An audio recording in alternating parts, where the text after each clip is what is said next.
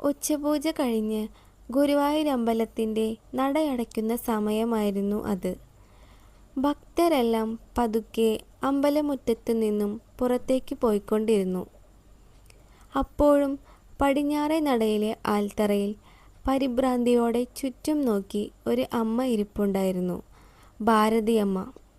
രാവിലെ 8 മണിക്ക് മകൻ പ്രജീഷും മരുമകളും കൂടി അവരെ ഇവിടെ കൊണ്ടുവന്നിരുത്തിയതാണ്. അമ്മേ, ഇവിടെ ഇരിക്കി, വലിയ തിരക്കാണ്. ഞാനും നീതുവും കൂടി വേഗം തൊഴുതിട്ട് വരാം. അമ്മയ്ക്ക് കഴിക്കാൻ എന്തെങ്കിലും ഞാനിപ്പോൾ വാങ്ങിത്തരാം എന്ന് പറഞ്ഞു പോയ മകനാണ്. ഇപ്പോൾ സമയം ഉച്ചയ്ക്ക് 2 മണിയോടടുക്കുന്നു. അമ്പലത്തിനകത്തെ തിരക്കൊക്കെ ഒഴിഞ്ഞു. പക്ഷേ പ്രജീഷ് മാത്രം വന്നില്ല. വിശപ്പും ദാഹവും ഒരു വശത്ത്, അതിനേക്കാൾ ഉപരി മകൻ എന്തെങ്കിലും അപകടം പറ്റിക്കാണുമോ എന്ന ഭയം ഭാരതിയമ്മയെ വല്ലാതെ അലട്ടാൻ തുടങ്ങി. അവർ വിറയ്ക്കുന്ന കാലുകളോടെ എഴുന്നേറ്റ് വഴി പോകുന്ന ആളുകളോട് ചോദിച്ചു, മക്കളെ, എൻ്റെ പ്രജീഷിനെ കണ്ടോ? വെളുത്ത ഷർട്ടിട്ട എൻ്റെ മകൻ. അവൻ എന്നെ ഇവിടെ ഇരുത്തിയിട്ട് പോയതാ. ആരും അവരെ ശ്രദ്ധിച്ചതേയില്ല. ഒടുവിൽ അമ്പലത്തിലെ ഒരു സുരക്ഷാ ജീവനക്കാരൻ വന്ന് കാര്യം തിരക്കി. ഭാരതിയമ്മ മകൻ്റെ ഫോൺ നമ്പർ പറഞ്ഞു കൊടുത്തു. അവർ ആ നമ്പറിലേക്ക് വിളിച്ചപ്പോൾ കേട്ടത് ഈ നമ്പർ നിലവിൽ സ്വിച്ച് ഓഫ് ആണ് എന്നതായിരുന്നു. ആ സെക്യൂരിറ്റിക്കാരൻ അമ്മയെ നോക്കി സഹതാപത്തോടെ പറഞ്ഞു, അമ്മേ, നടയടച്ചു, ഇനി വൈകിട്ടേ തുറക്കൂ. അമ്മയുടെ മകൻ അമ്മയെ ഇവിടെ ഉപേക്ഷിച്ചു പോയതാ. ഇങ്ങനെയുള്ള കാഴ്ചകൾ ഇവിടെ പതിവാ. അത് കേട്ടതും ഭാരതിയമ്മയുടെ ഉള്ളൊന്ന് പിടഞ്ഞു. കണ്ണുകളിൽ നിന്ന് ചുടുനീർ ഒഴുക്കിക്കൊണ്ട് അവർ ആൽത്തറയിലേക്ക് തന്നെ തളർന്നിരുന്നു.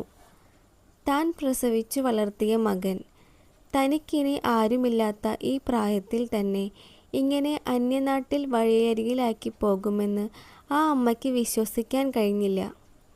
നെഞ്ചുപൊട്ടി അവർ ശ്രീകോവിലിന് നേരെ നോക്കി കൈകൾ കൂപ്പി പ്രാർത്ഥിച്ചു, ഗുരുവായൂരപ്പ, എൻ്റെ മകന് എന്നെ ഒരു ഭാരമായി തോന്നിയിട്ടുണ്ടാകും. അവനോട് എനിക്ക് ദേഷ്യമില്ല ഭഗവാനെ, പക്ഷേ എനിക്കിനി ആരാണുള്ളത്? അമ്മയുടെ ആ കണ്ണുനീർ കണ്ടിട്ടാകണം ഭഗവാൻ അവിടെ മറ്റൊരു വഴി ഒരുക്കുന്നുണ്ടായിരുന്നു. ഭാരതിയമ്മ കണ്ണീരൊഴുക്കി ആൽത്തറയിലിരിക്കുന്ന ആ സമയത്താണ് കോഴിക്കോട്ടെ വലിയ ബിസിനസ്സുകാരനായ മാധവനും ഭാര്യ ശ്രുതിയും അമ്പലത്തിൽ നിന്നും തൊഴുത് പുറത്തേക്ക് വരുന്നത്. ഒരുപാട് നാളത്തെ കാത്തിരിപ്പിനു ശേഷം തങ്ങൾക്കൊരു മകൻ പിറന്നതിൻ്റെ നന്ദി സൂചകമായി ഭഗവാന് വഴിപാടുകൾ കഴിക്കാൻ വന്നതായിരുന്നു അവർ. നടന്നു പോകുന്നതിനിടയിൽ ശ്രുതിയുടെ കഴുത്തിലുണ്ടായിരുന്ന 5 പവൻ്റെ ലക്ഷ്മി മാല പൊട്ടി താഴെ വീണു. തിക്കിലും ധൃതിയിലും അവർ ഇതറിഞ്ഞില്ല. അവർ മുന്നോട്ട് നടന്നുപോയി. എന്നാൽ ആൽത്തറയിലിരുന്ന ഭാരതിയമ്മ ഈ കാഴ്ച കണ്ടു. ആഡംബരത്തിൻ്റെ തിളക്കമുള്ള ആ സ്വർണമാല ഭാരതിയമ്മ കയ്യിലെടുത്തു. ഒരു നിമിഷം പോലും അവർ ആലോചിച്ചില്ല. വിശപ്പും പട്ടിണിയും വശത്തുണ്ടായിരുന്നുവെങ്കിലും ആ മാലയിൽ അവർക്ക് യാതൊരു ആർത്തിയും തോന്നിയില്ല. അവർ വിറയ്ക്കുന്ന കാലുകളോടെ ഓടിച്ചെന്ന് മാധവൻ്റെ തോളിൽ തട്ടി വിളിച്ചു, മോളെ, ഇതാ നിന്റെ മാലയല്ലേ? നടന്നു പോയപ്പോൾ കഴുത്തിൽ നിന്നും താഴെ വീണതാ, സൂക്ഷിച്ചു വെക്കണേ. മാധവനും ശ്രുതിയും ഞെട്ടിപ്പോയി. കഴുത്തിലേക്ക് കൈവച്ച് നോക്കിയ ശ്രുതിക്ക് മാല നഷ്ടപ്പെട്ട കാര്യം അപ്പോഴാണ് മനസ്സിലായത്. ഇത്രയും വിലപിടിപ്പുള്ള ഒരു സ്വർണമാല ഒട്ടും മടി കൂടാതെ തിരികെ തന്ന ആ വൃദ്ധയുടെ കീറിപ്പറഞ്ഞ വസ്ത്രങ്ങളിലേക്കും വിളറിയ മുഖത്തേക്കും മാധവൻ അത്ഭുതത്തോടെ നോക്കി. ആ കണ്ണുകളിലെ നിഷ്കളങ്കതയും എന്നാൽ ഉള്ളിലെ വല്ലാത്തൊരു സങ്കടവും ആ ബിസിനസ്സുകാരൻ തിരിച്ചറിഞ്ഞു. അമ്മേ, ഒത്തിരി നന്ദി. ഈ കാലത്ത് ഇങ്ങനെയൊരു മാല കിട്ടിയാൽ ആരെങ്കിലും തിരിച്ചു തരുമോ? അമ്മയ്ക്ക് ഞാൻ എന്താ തരേണ്ടത്? പണമോ അതോ മറ്റെന്തെങ്കിലുമോ? എനിക്ക് പണമൊന്നും വേണ്ട മകനെ, ഇത് നിങ്ങളുടേതല്ലേ, നിങ്ങൾക്ക് തന്നെ കിട്ടിയല്ലോ, അത് മതി.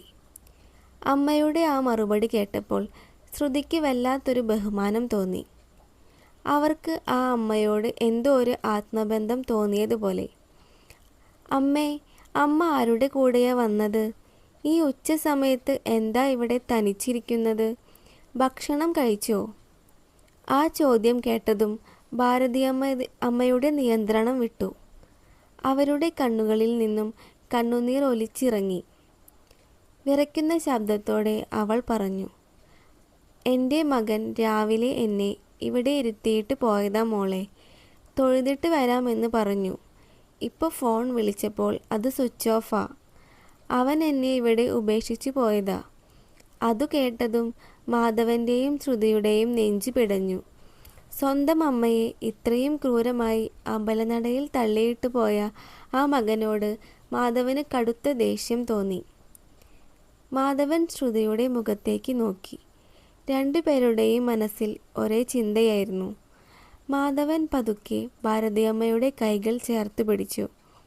അമ്മേ, ഞങ്ങൾക്ക് സ്വന്തമായി ഒരമ്മയില്ല. ചെറുപ്പത്തിലേ ഞങ്ങളെ വിട്ടുപോയതാ. ഈ മാല തിരികെ തന്നത് വഴി ഭഗവാൻ ഗുരുവായൂരപ്പൻ ഞങ്ങൾക്ക് തന്നതാണ് അമ്മയെ. അമ്മ ഞങ്ങളുടെ കൂടെ വരുന്നോ? ഞങ്ങളുടെ വീടിൻ്റെ ഐശ്വര്യമായി, ഞങ്ങളുടെ അമ്മയായി. അയ്യോ, അത് വേണ്ട മകനെ.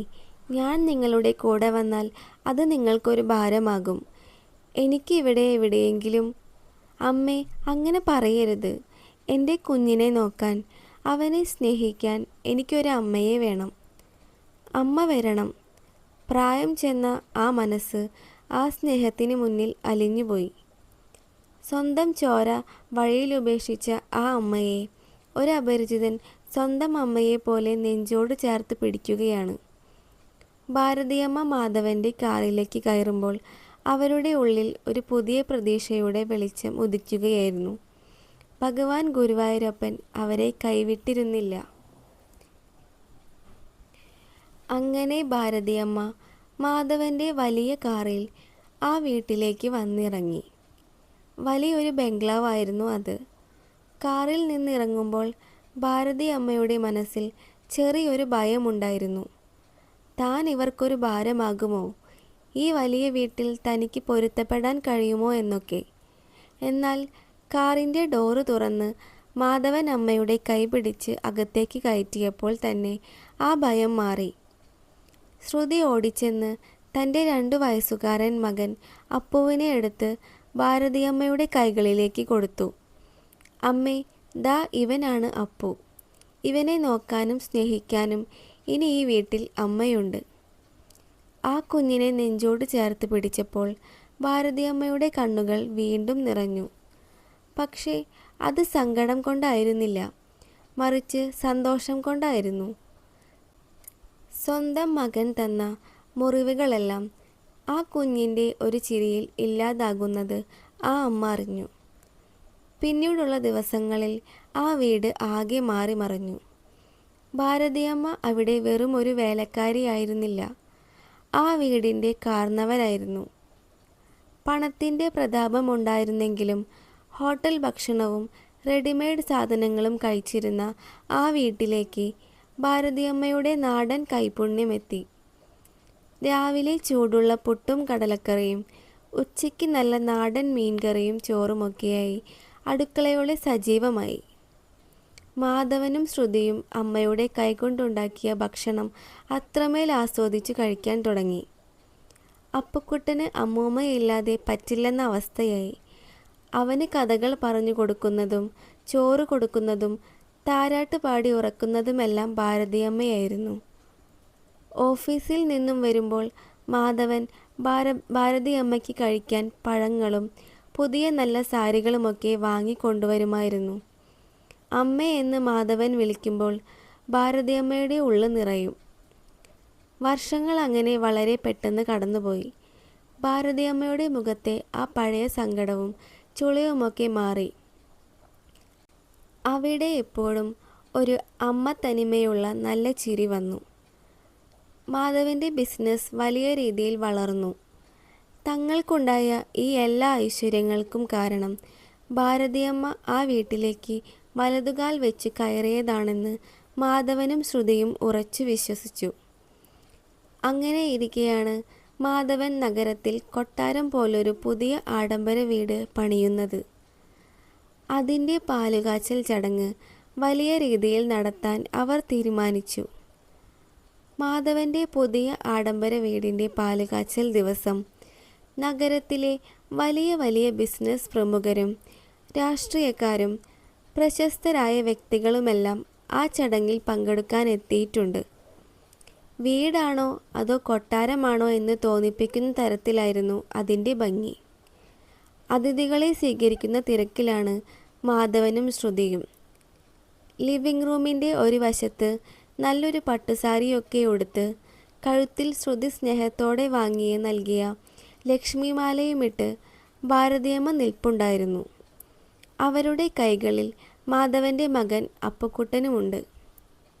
ആ വീടിൻ്റെ കാർന്നവരായി ഐശ്വര്യമായി എല്ലാവരും ഭാരതിയമ്മയെ നോക്കി ബഹുമാനത്തോടെ സംസാരിക്കുന്നുണ്ടായിരുന്നു. അപ്പോഴാണ് ആ വലിയ ഗേറ്റ് കടന്ന് ഒരു പുതിയ കാർ മുറ്റത്തേക്ക് നിന്നത്. അതിൽ നിന്നും ഒരു ദമ്പതികൾ ഇറങ്ങി. അത് മറ്റാരുമായിരുന്നില്ല, മാധവൻ്റെ ബിസിനസ്സിൽ പുതിയതായി പാർട്ട്ണർഷിപ്പ് എടുക്കാൻ ആഗ്രഹിച്ച് ഒരു വലിയ കോടീശ്വരൻ്റെ ചടങ്ങിൽ പങ്കെടുക്കാൻ വന്ന പ്രജീഷും ഭാര്യ നീതുവുമായിരുന്നു. തങ്ങളെക്കാൾ വലിയൊരു ബിസിനസ് ഗ്രൂപ്പിൻ്റെ ചടങ്ങിലേക്ക് വരുന്നതിൻ്റെ വലിയൊരു അഹങ്കാരവും ജാടയും അവരുടെ മുഖത്തുണ്ടായിരുന്നു. അകത്തേക്ക് കയറി വന്ന പ്രജീഷും ഭാര്യയും മാധവനെ തിരിഞ്ഞ് ലിവിംഗ് റൂമിലേക്ക് നടന്നു. പെട്ടെന്നാണ് സോഫയ്ക്കരികിലെ കുഞ്ഞിനെ കളിപ്പിച്ചുകൊണ്ട് നിൽക്കുന്ന ഭാരതിയമ്മയെ പ്രജീഷ് കണ്ടത്. കുഞ്ഞിൻ്റെ ചിരി കേട്ട് ഭാരതിയമ്മയും പതുക്കെ തലയുയർത്തി നോക്കി. നേർക്കുനേർ കണ്ട ആ നിമിഷം പ്രജീഷിൻ്റെയും നീതുവിൻ്റെയും കാലുകളിലെ മണ്ണൊലിച്ചുപോയി. അവർ വിശ്വസിക്കാൻ കഴിയാതെ കണ്ണുകൾ തിരുമ്പി നോക്കി. തങ്ങൾ വർഷങ്ങൾക്ക് മുൻപ് ഗുരുവായൂർ അമ്പലത്തിൽ തനിച്ചുപേക്ഷിച്ച സ്വന്തം അമ്മ, ഒരു യാചകിയെപ്പോലെ അവിടെ കിടന്ന് മരിക്കുമെന്ന് കരുതിയ അമ്മ, അതാ ഇന്ന് നഗരത്തിലെ ഏറ്റവും വലിയ കോടീശ്വരൻ്റെ കൊട്ടാരത്തിൽ രാജകീയമായി പട്ടുസാരിയൊക്കെ ഉടുത്തു നിൽക്കുന്നു. പ്രജീഷിൻ്റെ തൊണ്ട വരണ്ടു. നെറ്റിയിൽ വിയർപ്പ് തുള്ളികൾ പൊടിഞ്ഞു. മറ്റുള്ളവർ സത്യം അറിയുമോ എന്ന ഭയത്താൽ അവരും ഭാര്യയും പരസ്പരം നോക്കി വിറയ്ക്കാൻ തുടങ്ങി. അതേസമയം മാധവൻ എല്ലാവരുടെയും മുന്നിൽ വെച്ച് മൈക്കിലൂടെ സംസാരിക്കാൻ തുടങ്ങി. പ്രിയപ്പെട്ട സുഹൃത്തുക്കളെ, എൻ്റെ ഈ പുതിയ വീടിൻ്റെ പാലുകാച്ചൽ കർമ്മം നിർവഹിച്ചത് വേറെ ആരുമല്ല, വർഷങ്ങൾക്ക് മുൻപ് ഭഗവാൻ ഗുരുവായൂരപ്പൻ എൻ്റെ കൈകളിലേക്ക് തന്ന എൻ്റെ പ്രിയപ്പെട്ട അമ്മയാണ്. എൻ്റെ എല്ലാ വിജയങ്ങൾക്കും ഐശ്വര്യങ്ങൾക്കും കാരണം ഈ അമ്മയുടെ പ്രാർത്ഥന മാത്രമാണ്. മാധവൻ്റെ വാക്കുകൾ കേട്ട് ഹാൾ മുഴുവൻ കയ്യടികൾ ഉയർന്നു.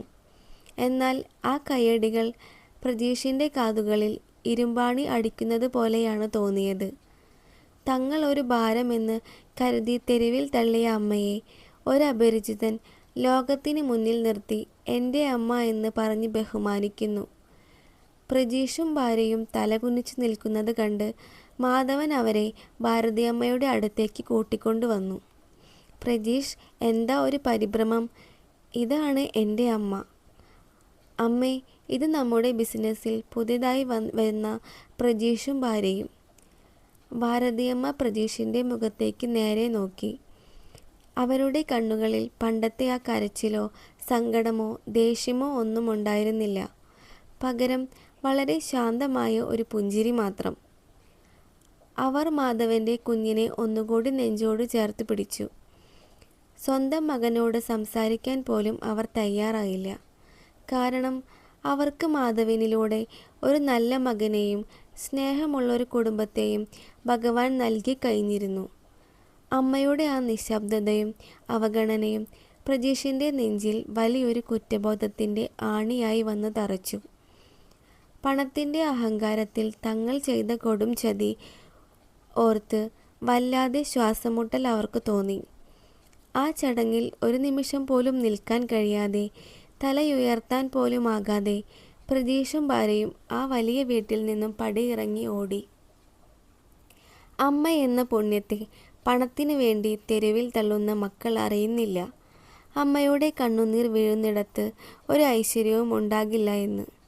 എന്നാൽ നിസ്വാർത്ഥമായ ആ സ്നേഹത്തെ നെഞ്ചോട് ചേർക്കുന്നവർക്ക് കാലം കാത്തുവയ്ക്കുന്നത് വലിയൊരു സൗഭാഗ്യമായിരിക്കും. ഭാരതിയമ്മയ്ക്ക് ഗുരുവായൂരപ്പൻ നൽകിയതും മറ്റൊന്നുമായിരുന്നില്ല. ഈ സ്റ്റോറി നിങ്ങൾക്ക് ഇഷ്ടപ്പെട്ടാൽ സബ്സ്ക്രൈബ് ചെയ്യാനും ലൈക്ക് ചെയ്യാനും മറക്കല്ലേ.